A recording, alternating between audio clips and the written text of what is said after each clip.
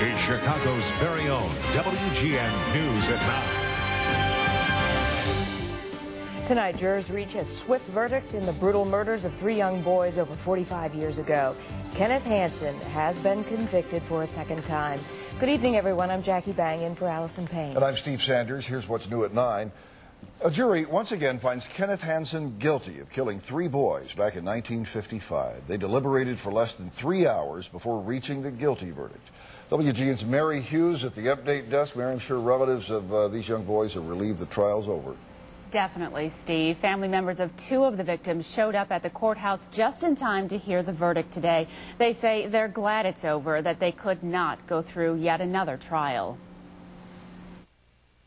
We were with it all the time. I mean, we watched our mother suffer. Nancy Rauscher speaks about her stepmother. Eleanor Schussler died back in 1986, decades after her 2 sons were found murdered and years before anyone was put on trial. 69-year-old Kenneth Hanson stood with his cane as the guilty verdict was read. He stood next to his attorneys who've had his case 2 years.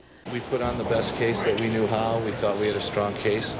We believe in the jury system. We believe in the jury verdict. And we're disappointed with the verdict today, but we believe in the system. Weinberg says they will look into appealing. After 47 years, those 3 angels are finally getting some justice, and we believe that this time the verdict will stand. Back in 1955, 3 boys, Bobby Peterson, 14, and the Schussler brothers, John, 13, and Anton, 11, were strangled. They were last seen by their families on October 16, 1955. Their bodies found 2 days later near a bridle path on the northwest side of Chicago.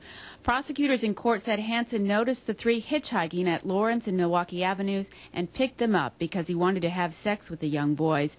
The case went unsolved for decades until a federal informant told agents about the crimes. In 1995, Hanson was found guilty in the deaths, but the conviction was later overturned when an appeals court ruled that improper evidence had been used. Today, one of the few Chicago cops who worked this case and is still living came to court to hear the outcome for himself.